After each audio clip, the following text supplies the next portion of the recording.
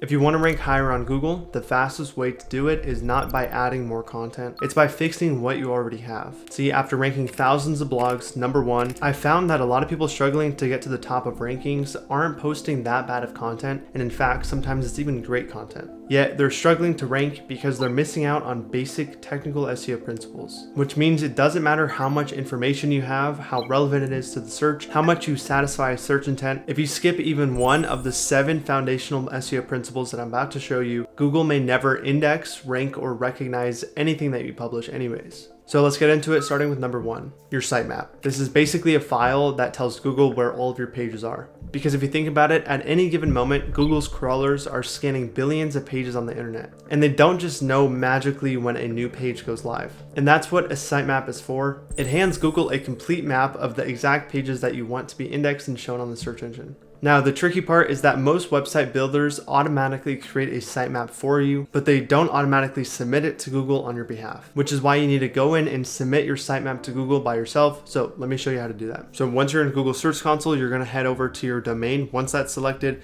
you're going to come down here under indexing and click on sitemaps. This right here should all be blank. And all you're going to do is type in your domain, and then you're going to type in /sitemap.xml. And if you have custom sitemaps like posts/sitemap.xml, then you could submit custom sitemaps, but that's a more technical or advanced strategy. For now, if you're on a basic website builder or you created a sitemap by yourself, you can just submit it by doing /sitemap.xml, hit submit, and then it's going to pop up and say success and kind of run through other pages. And then it'll show you, for example, there's 56 crawled pages under the sitemap. And then for example, if you type in your domain name and type in /sitemap.xml, so the exact URL that you put in Google Search Console, and you hit enter, you'll see the entire sitemap right there in front of you, and it's just going to go through all of the pages on your site, starting with, in this case, a contact page, case studies page, policies page, and all of the pages that I'm telling Google that I want to be indexed on the search engine. And if you don't want any of these pages indexed in the search engine, you should remove them from your sitemap and set a no index tag on them, but that's not the point of this video. So once you submit your sitemap, you are good to go. I also recommend doing this on Bing Webmaster Tools. It is another tool, and it looks exactly like Google Search Console, but it allows you to also submit your sitemap to Bing, which is another really big index like Google. Now, moving on to hack number 2, this is improving your meta tags. Without proper meta tags, it's almost impossible to rank because your page won't even show up for 99% of search queries. Most sites don't even have optimized meta tags set up, which includes your title tag, your meta description, and even your H1 tag. I'll include that for this video. And fixing your meta tags is really easy, and you can pretty much update them from any website builder that you're using. And if you have a custom website, it's pretty easy to update as well. Now, if you're not sure if your meta tags need changing, I'm going to show you what a really good example looks like versus a really bad example. So I have this tool here, and this is showcasing what the live version looks like for your title tag, which is this blue text right here, and then your meta description, which is this under here. And I'll showcase the H1 tag in a second, but first we're going to look at the first 2 tags, which is the title tag and the meta tag, the meta description. So this is an example of a good title tag. You have the brand name right here. This is just for the homepage. You don't need to put your brand name in all of your pages, but just for the homepage example, you have your brand name, and then you have a keyword that you're trying to target, which is B2B SaaS SEO agency. And then in the meta description, I have the brand name again, because that'll actually get bolded when people search up ABH Media. And then I have a full service B2B SaaS SEO company here. So this is targeting a different variation of that same core keyword. And then I have a little bit of a kind of a benefit/offer. So we believe in transparency, and we rank you on Google seamlessly. Now notice that both of these are under the character limits. So for titles, you want to keep it under like 50 to 55 characters. And then for the meta descriptions, you want to keep it under around 150 characters. So this is a 138, which is perfect. And it's also not too short. So if it was like a one-liner, it is probably too short. And then the title is also not too short. So let me show you an example of a bad title tag and meta tag setup, which is what I see very commonly across people who haven't optimized their site for SEO. So you'll have something like your brand name when you create your website for the first time and asks you what you want your title to be. People just put in their brand name. So in this case, it's just ABH Media. And then in the description, they tell you to describe your company. And usually people just put like a one-liner just like this. So both of these are astronomically short. They're way too short. And then Obviously, people are searching for the brand name when they search for the homepage, but across all of your pages, typically it's just going to autofill as your brand name, just like this, whatever you put in when you built the site. And this is not going to get you any rankings because people don't just want to a one-word thing right here. They don't even know what ABH Media is. If they're searching it for a B2B SaaS SEO agency, they want to see some substance around that, some really good copy, and Google wants to see it as well. And you're pretty much just never going to rank for the keyword you want to target. And then when it comes to the H1, this right here is the H1. And you want your H1 to be targeting the main keyword that you're trying to rank the page for. And you only want one H1, which should be the title, per page. So in this case, we're targeting the keyword done for you SEO, and then we even include B2B SaaS. So done for you SEO for B2B SaaS. You can kind of split up the keyword a little bit. You want to make it make sense and still be kind of marketing savvy and have a good copy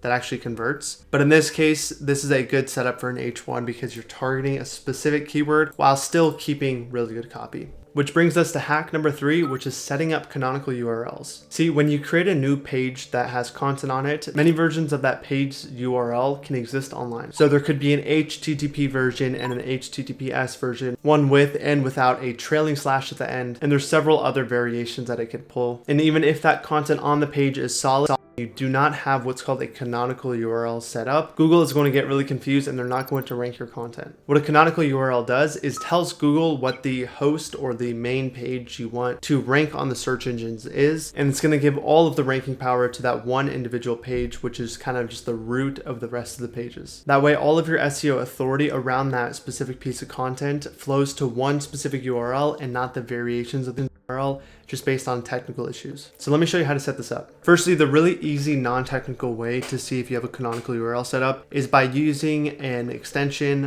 in Chrome or some sort of online free tool. This one is called Detailed SEO Extension. It's probably the best. And what it shows here is that you have a self-referencing canonical, and this is the self-referencing canonical URL. So basically what I'm saying is no matter how anyone structures this URL, I'm telling Google that the main URL that I want to rank is this base URL. Another way to look at your canonical URL is by right-clicking and clicking on View Page Source, and then you can hit Command F and search up canonical. And as you can see here, the canonical URL is this base URL.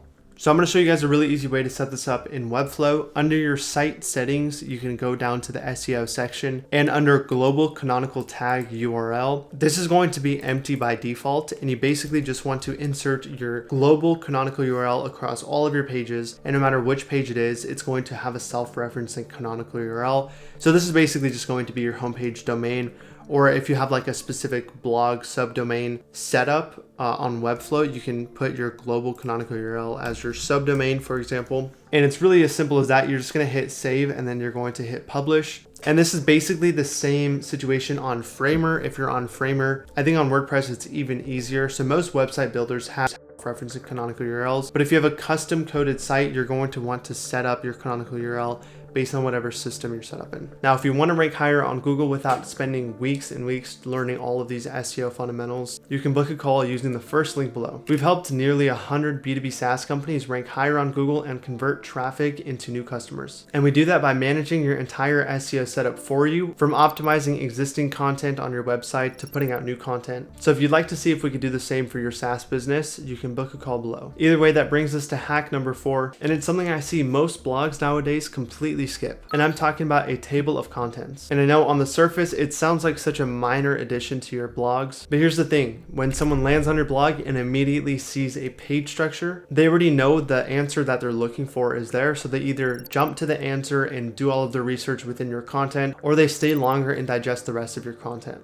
Most of the time on sites where there isn't some sort of page structure, summary, or table of contents, people hit the back button on their search result if they don't find their answer right away. And this leads to your bounce rate spiking, which leads to demoted SEO rankings. So let me show you an example of a table of contents that is really effective. So right here is an example of a blog that is the best AI document reader tools.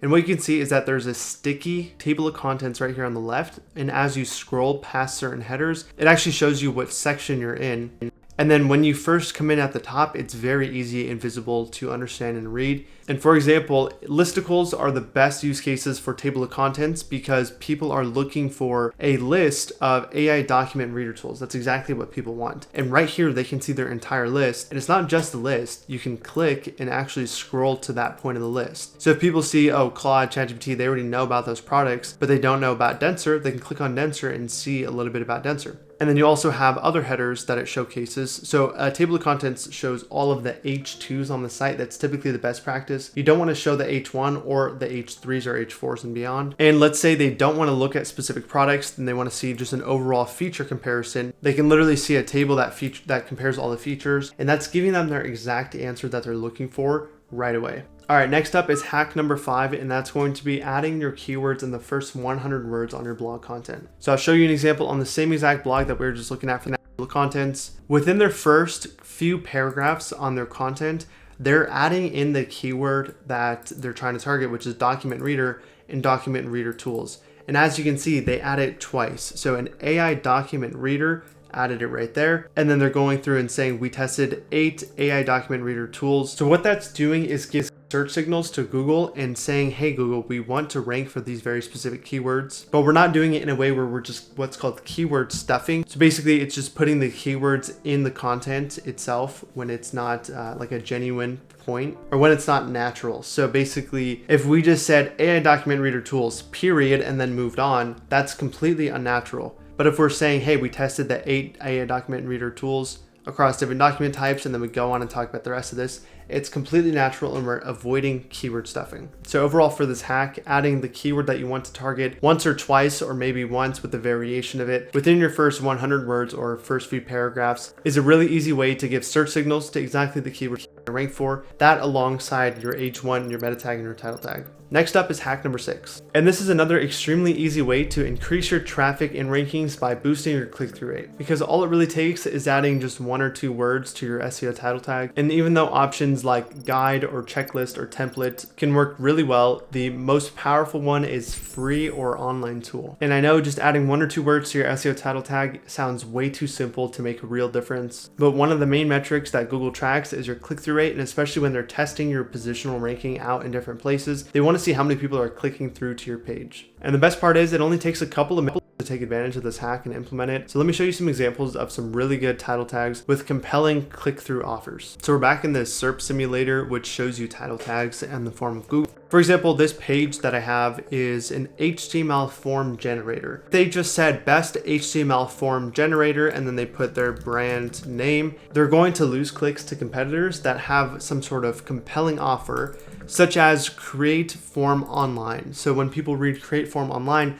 they know that they're gonna be able to create the form right now online, and they don't really have to like sign up for a product or something like that. Another example is this blog that we've been looking at, so the best AI document reader tools. Adding something like this where it's in parentheses or it's in brackets where it says tested, that gives instant social proof and trust. And basically people are instantly going to think, oh, this company actually reviewed and tested these products, which they did. They know about the products and the features and reviews and everything. And I'm going to get a very open and honest review, which again, the blog is an open and honest review. So adding tested, or some people like to say tried and tested, just like that, it gives that personal approach of like online review, and it makes the searcher click through at a lot higher rate. The last example I'm going to showcase is instant background remover. So there's a few keywords that they're adding in here that increase your click-through rate. And the first one is going to be instant. So people know that they're getting an instant background remover and they don't really have to like sign up or anything. And then the other 2 important words is free and online. So you get to remove your background of your images for free. So you don't have to pay a subscription. You don't have to sign up with one of our plans, and to do it online. So this makes the user want to click on your option over the rest. And then as soon as you get more clicks with a higher click-through rate, Google is going to rank you up higher, because that means a really good search experience and people like what you have to offer. And lastly, there's one hack that 9 out of 10 companies completely overlook, and I'm talking about CTAs within your content. Because most of the time people put call to actions in their content near the bottom or at the very end of the page only, or they don't even add a call to action at all within their content. But most people don't even scroll that far or click on those call to actions, those are meant to be safety nets. You want to add call to actions all throughout your content, and that's for two main reasons. Number one, to actually drive more conversions, but number two, for the purpose of this video, it's to actually increase your overall SEO traffic and rankings on that given keyword. For example, a button that sends users to another page is basically a consistent source for more page engagement and more website engagement. And having more call to actions that takes people to other blogs, other case studies about your company, or even just to book a demo or learn more about your company in general, tells Google a lot about your site depth as a whole, because people are crawling through your site manually and spending a lot of time on your website. And this all tells Google to push your ranking higher, which gets you more traffic and eventually more leads. And with all those extra call to actions, you're going to increase your conversion rate anyways. With that said, I'm going to show you how to incorporate them in your blog. So I have a blog pulled up that we put out at the agency, and this is a complete SaaS content marketing guide. There's 4 main call to actions that I'm going to showcase. The first one is noticeable right away. When you click on this blog, what you can see is that there's a big blaring call to action right here that sticks with you as you scroll throughout the entire piece of content. And it says book 10 to 20 new demos per week with SEO and AI search. And then it goes through like a little subheader. And then this takes you to book a strategy demo. If someone was to click on this, they'll come in to schedule a free strategy, and then they'll be able to see some more about the company down here. And then there's also a call to action that drives with the content, that scrolls with the content, that says check out our SaaS SEO case studies, and it takes you to our case studies page. The second call to action I'm going to showcase is when you scroll, what you can see is that the nav bar is actually sticky. And if you were to go on our homepage, you can see that there's no option up here for B2B SaaS SEO services. But on the blog very specifically, we have an option up here that says B2B SaaS SEO services, because people looking for SaaS content marketing are the right people for our B2B SaaS SEO services. So as they scroll, they're wondering who this company is that's talking about SaaS content marketing. So they're going to look up to your logo, they're going to look up to what you offer. And if the first thing that they see is SEO services, and they're looking for SEO services, or they're curious about learning more, they're going to click on that, and that's like a really easy, straightforward call to action in front of them. The third call to action I'm going to talk about is in-text call to action. So this can be in many different forms. One of the easiest forms is through text-based call to actions. So we add like a quick 1 or 2 sentences and say, ABH Media is a SaaS-focused SEO agency that offers content marketing services. So this is being relevant to, the topic of the blog. And if you were to click on this, it's hyperlinked, so it's going to take you to the book a strategy call page, and then you can learn more about the company. But this can be in many different formats. Just one of the easiest is a sentence or 2-sentence call to action that's hyperlinked. And you want to add about 2 to 5 of these for long form blog articles of like 2,000 to 3,000 words. And you can add them every 2 to 3 or 4 sections. And the fourth one I'm going to showcase is if we scroll down here, in text section call to action. So not just like a small little widget, not just a sentence or 2, but an actual section. So a section that looks like this: partner with ABH Media for revenue-driven SaaS SEO and content marketing. We put a screenshot of the homepage because it does the job.